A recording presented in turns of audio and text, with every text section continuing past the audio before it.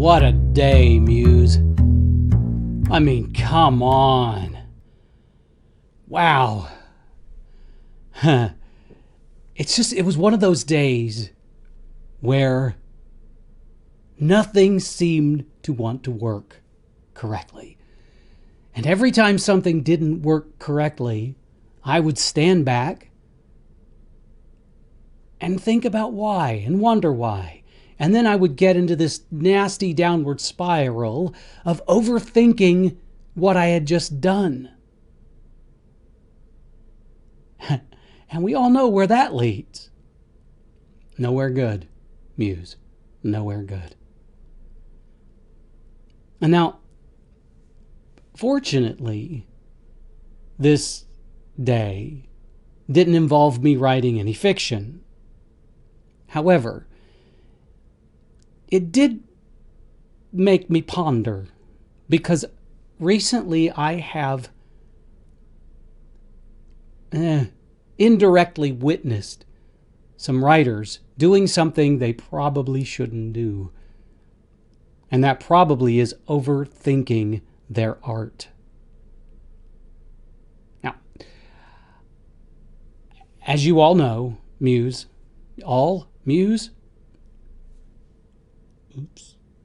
as you know, Muse,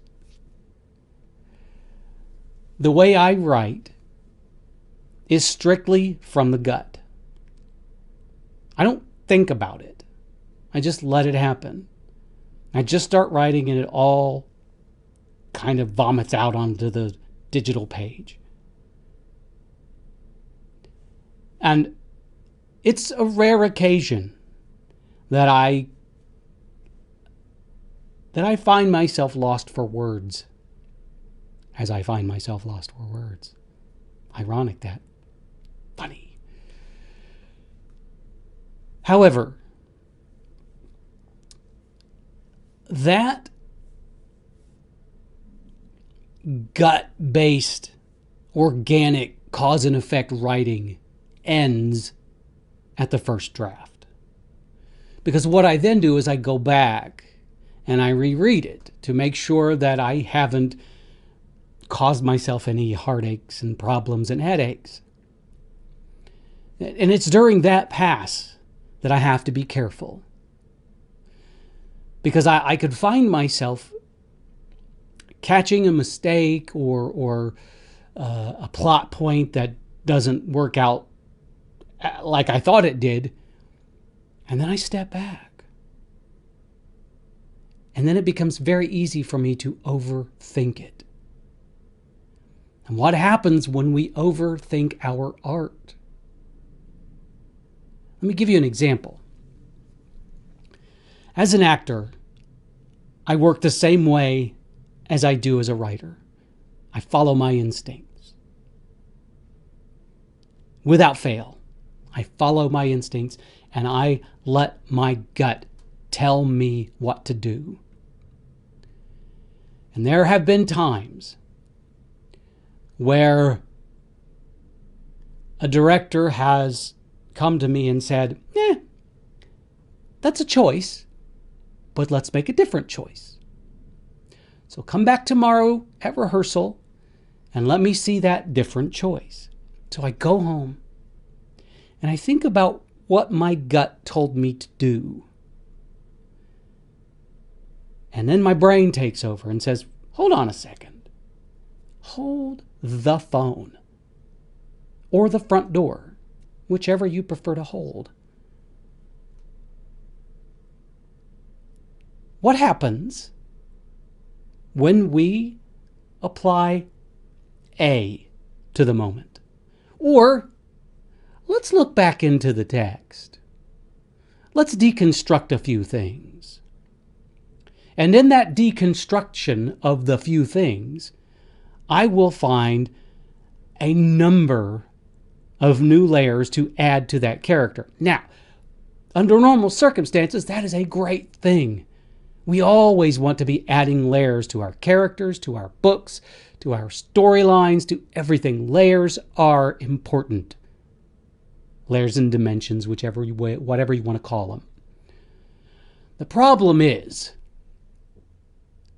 is as artists, when we go, ooh, multiple layers, that's awesome. And then we start layering, and we layer, and we layer, and we layer, and we layer, and we layer, and we layer, and we layer, and we layer, and we layer, until it becomes a muddy mess. We have added too much to it. We have overthought this moment to the point where we have made it too complex, and it doesn't play well. And the same thing happens in writing.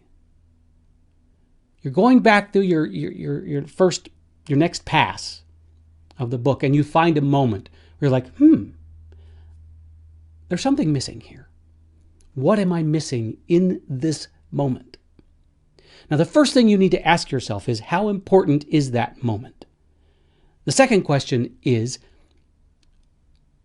what if I add more complexity to this moment? Am I making it more understandable for the reader? Or am I making it more complex for the reader? And if I'm making it more complex for the reader, then how do I answer the questions that will come about because I've made it more complex? Because you can't just throw a kitchen sink at a moment, hope it'll stick, and then hope that it won't make the next moment more convoluted, or the moment that you've tried to fix. I have said this over and over again, that my job as a writer, when I get feedback from beta readers or an editor, is to fix the problem in the simplest way possible. Now, when I find something that doesn't work, and if I overthink it, chances are I'm going to make it overly complicated. And when you make something overly complicated, it might be clear. There might be some level of clarity in your head because you, as the writer, have written this universe. You know more about this universe than anybody, more about these characters than anybody. So there's a bit of inexplicable stuff in your head, or that's not on the paper, and that the reader won't get. And if you overthink it and you overcomplicate it, then the reader's going to miss out on something. On top of which, you may have written this moment. And this moment, it may have problems, but this moment may be a beautiful, simple exchange between two characters. And you might think, wait a second, it's too simple. What do I need to add to this to make it less simple? Now, I have been guilty of that for a very long time. I don't like writing simple things. I like complexity. I like depth. It's just like my music. I like music with depth and a lot of layers. I don't want simple 3-note chords. I want chords with a bajillion notes. I want to be hit with a wall of sound that makes my brain and my ears have to decipher everything I'm hearing to try to find out what's important and what's not important. And the same thing happens in my writing. I might write a sentence that is very simple but gets the point across. And when I read it, I sometimes will overthink it and go, I need to make that less simple because I am not simple and I don't want my readers to think that my books are simple. But sometimes the simple is best. Sometimes simple is clear. And clarity is a good thing in art. That doesn't mean you have to write simplistic things, but you can write simple things.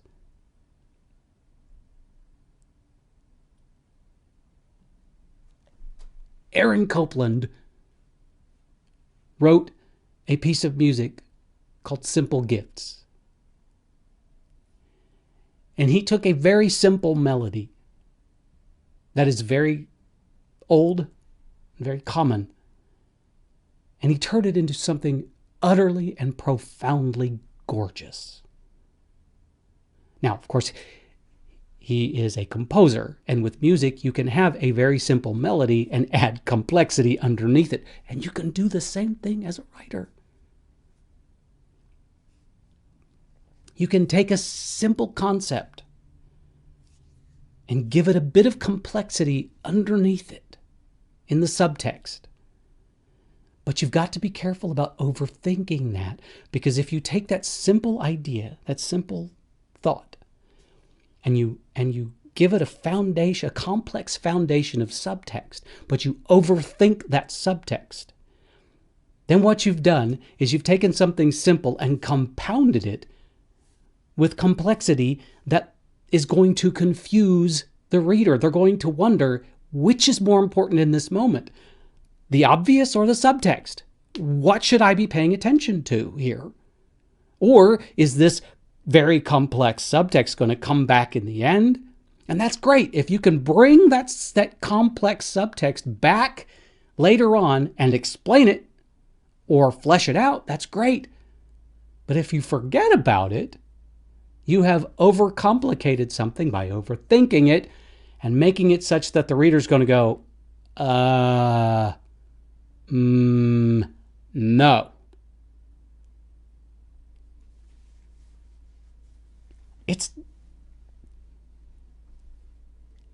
It's hard.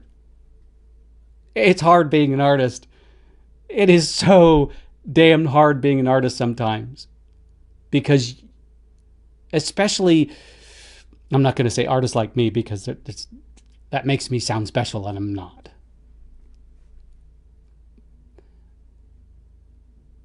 But we artists, we don't like simple. We like complex. We like layers and colors and subtle variations on a theme. And we like to take all of those subtle variations on a theme and make them all converge in a single moment, such that we could say a simple word and knock you out. Same thing with writers. I want to be able to write a sentence that's going to make you throw that book across the room or in the air and go, oh my God, that is the single greatest sentence ever written. I'm not saying I've ever achieved that or ever will achieve that, but that's my goal. Of course, you also can't make every sentence like that, because that would absolutely exhaust the reader. Everything can't be important. Every word can't be important. Every syllable can't be important. So allow some simplicity and do so by not overthinking things. That's all I got, Muse, because it's been a crazy day and I just need to shut my brain off, go get some exercise, and hope like hell that when I get back to writing later on, when I start to write my fiction, that I can handle it. Because today is a day where I'm like, I don't know if I can handle anything else. But I will. I always do. I always do. Anyway, Muse, thank you for listening to me rant and ramble. Because I'm a rambling guy. Copyright. Muse, you, my friend, are awesome.